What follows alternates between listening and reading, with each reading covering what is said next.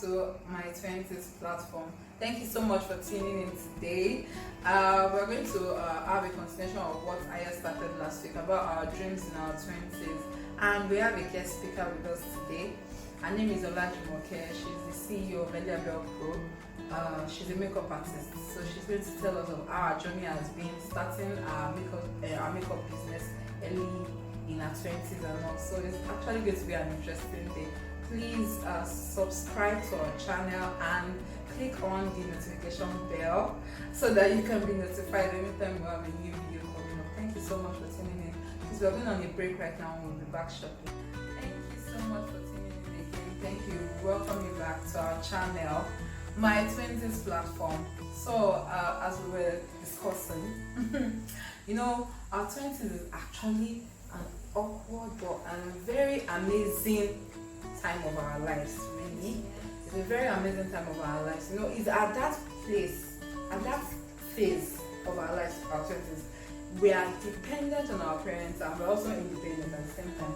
Meaning we have passed that legal age of 18. Yeah. So we are already making decisions on our own by ourselves.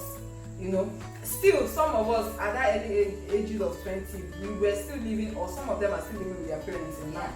But you living with your parents does not mean that you cannot take decisions on your own. Like you cannot go to your parents and asking what will you eat, what will you drink, and there are just some major decisions decisions generally that you can make on your own without asking anybody. You can stand there. And it's also a time where your age mates and your friends at that age, at the age bracket, there are different stages in their lives. Like some your age mates and your friends at that time, some of them might be married, some of them might be mothers, some of them they've traveled abroad to school, some of them they are already in the workforce, some of them they're already business people. So people are just at different phases and different stages of their life at that age bracket, 20s. So it's also at that age where we still have the beautiful blood. Like you want to explore, you want to be young, you want to travel around the world, you want to be young, wild and free, that kind of thing. It's pretty crazy. It's crazy. Yeah. So, but it's also the time where you self-discover, like you realize what you want to do. What exactly do you want to do? At that age is when you start thinking ahead of life. Like what do you want to start doing for a living? What do you want to do for the rest of your life? Like what will be paying the bills? You have to start thinking of your future family or even yourself, because at the point you have to leave your parents home. To start fending for yourself and all that. So let's not even go too far to having a family. What will you start doing to start fending for yourself as an independent person and all of that? So it's actually a very distinct stage. So self-discovery and also self-development. Like you develop yourself. Now you have discovered what you like doing. You have discovered what you have the flair for, what you have the passion for, and all of that. Then the next thing is you are trying to develop yourself in that area. Like you have found out, okay, I love this thing, I'm passionate about it, I really love to do this thing and all of that. And okay, how do you develop yourself in that area? Like what courses do you take? What classes do you take? What sacrifices do you make to achieve that thing you discovered about yourself? Then you have self-growth. After you have developed that skill in yourself, then you start growing. Growth is something that cannot change. You always want to grow. You actually really always want to grow. You don't want to remain in one place for a long time. Now, so you start thinking of how you're growing. And growth is actually cultivated in our 20s. Like it starts in our 20s, but it never stops. It keeps growing. You keep growing into your 30s, into your 40s. You're expanding in your business. You're expanding. You are doing better than before in your 20s and all of that. So that's where our guest speaker comes in. So please, can you tell us how this started for you? How you discovered your passion for makeup, the steps you took, the steps you took in developing yourself in that area, and how you have been growing since then. Alright, so it all started when I was in underlevel in school. So there was this major strike then. My school is like form of strike. So one of the strikes, my brother was like, okay, how about you go to a makeup school? So I thought, okay, nice, because I've always been watching entertainment videos of runway models and all that. So I'm like, okay, something is about to start. So I went to makeup school. I was there for a while, and then school resumed back, so I left. But after that, around my 400 level IT time, I went back to the makeup school, another makeup school, to a bigger makeup artist. So I worked with her as an intern. Then I was getting paid a particular cut and everything. So what that did for me is it's broadened my mind about everything, about the whole makeup business, about how to handle my client. I met a lot of people. Oh my god, I met a lot. Oh god, it's so great. Created beautifully flawed human beings. So there I got to learn patience, endurance, a lot of things. It was just a lot of growth for me at that particular time. So I had to stop working with her at that particular time because I had to go back to school.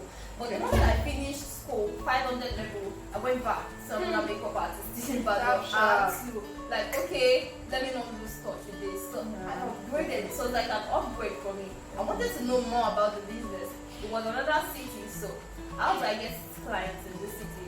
This city is a little bit quiet. It's not like Lagos. Like everywhere is just bubbling and all. So it's difficult. You might have to learn a particular way. That's what I learned sort of from my dad. Whenever I get to a place, learn how they do this thing. When you're in Rome, exactly. like the Roman. Exactly. So just move with the category of people that have the same thing in mind that you have, and then just do it the way they do it.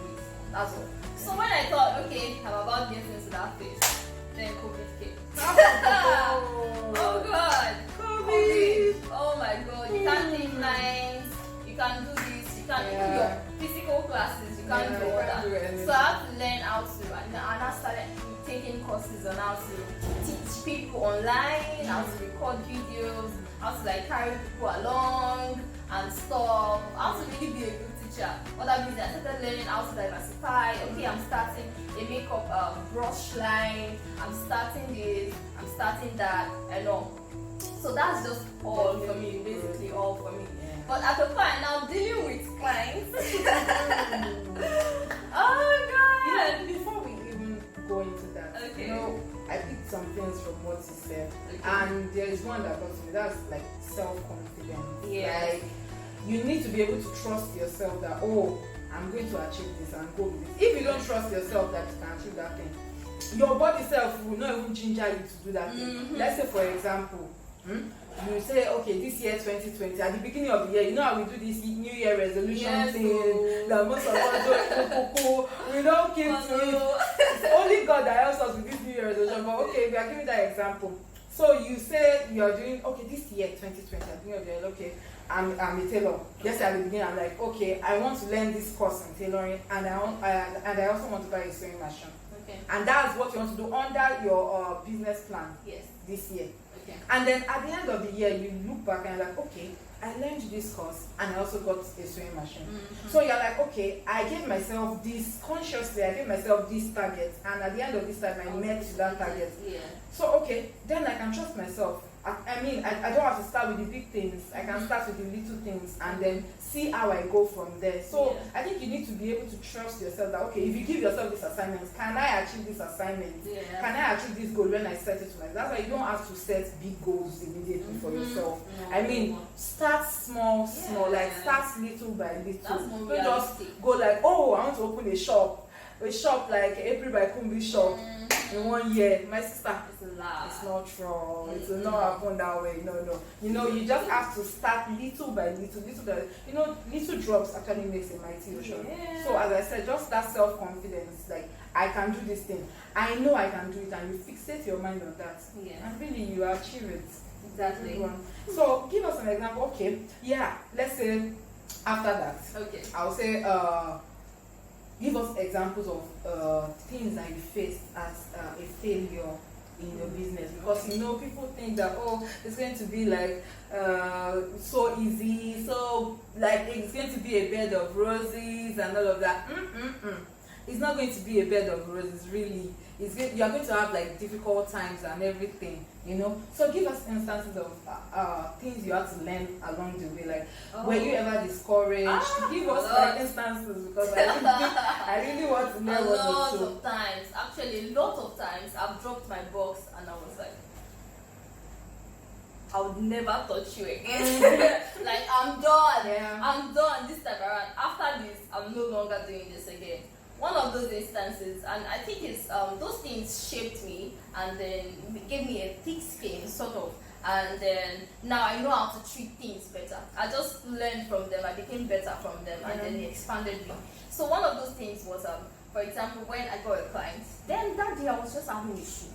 And then she just passed and said, oh, wow, it's nice and stuff. I'm going somewhere. Will you make me up? JJ, and she came. And I did a makeup. And Mama just her slippers. She finished and stood up and said, I'll be back. When I get back, I'll pay you. She did not pay me. I went to her house like 3 times. Wow. 3 days. Actually 3 days. Every day I kept going. Wow. Eventually, Mama showed up at my doorstep with a PS2. What am I supposed to do with a PS2? Like, wait, she used that as a replacement for money. Whoa, that's crazy. It's bad, it's nasty. Yeah, that's nasty. That's so what I learned from that is, okay, when you say, okay, you want a makeup job, you want me to come make you up, either you're coming to my place or I'm coming to meet you, you have to pay me first. Like, that's how it goes now. Definitely. You pay me, I send you my contract, but now I have a contract that says you sign to it, you pay me first, and then that validates you. That's when we have something to talk about. Definitely. So I think it's just important learning as you grow from the failures and everything. Don't just let them slide like that. Yeah, you know, that's true. That I remember when I just started. When I just started sewing, my sisters were my only clients. My sisters are my best friends. They're my only clients there. Like, I used to suffer repeatedly and all of that. So when I had my first major client, I was like, yay! You go, girl. You have your first major client. So I went on and made the clothes and everything. But even me, with the way I never really know so that time, when I looked at that clothes, I was like, these clothes, you get K-legs. So, but I don't know until the person comes to fit and all of that. You know? When the person came to fit, the person was a bit saucy, you know. So they were like, what is this? Flung it on my face. Why would you do something like this? And it's not like I even collected big money or one small money. You know, as far as when you're just starting, you don't want to have big mouth and everything. But you know what she did to me that day, it kind of got to me. Like when I got home, I was just crying. I was like, maybe I'm not called to do this thing, or so maybe I should go back to my 9-to-5 job and all of that. But you know, because I had like positive people around me, it's really important to surround yourself with positive people. You know, I have positive people around me. So I was encouraged, my family members, my sisters, my best friends, they supported that, oh no, you can do it, go girl, you can do, what is it? It's just the beginning now and all of that. Don't be so discouraged about it and everything. You know, and I came back about like, okay, it's just one attempt. I will try it again. So you know, failure is actually not getting that thing. It is like you not learning from that failed thing. You know, when I thought of it, at the end of the day, I picked the clothes. I looked at, okay, what did I do wrong in this thing? I looked at the clothes. I looked at the boss. I looked at the waist. How can I be snatching waists for my clients now? No, you know, because that thing is my flair. Because I gain fulfillment from it.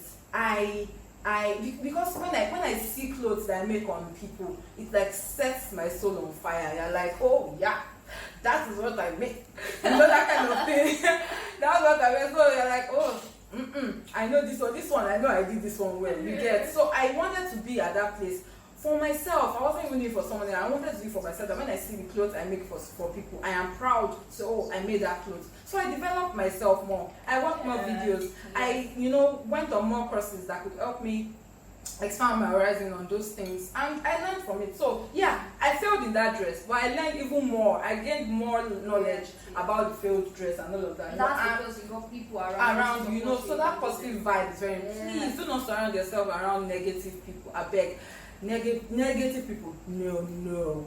If you don't flow my vibe, my positive vibe, zoom. Where would you say zoom.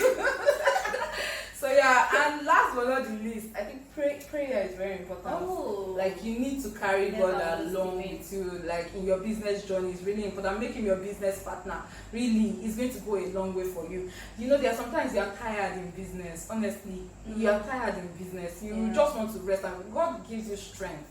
You will just need that strength at one time. God, you need to help me in this thing. It's there for you, and you know, it shows up sometimes in some hopeless situations and just makes it look all easy.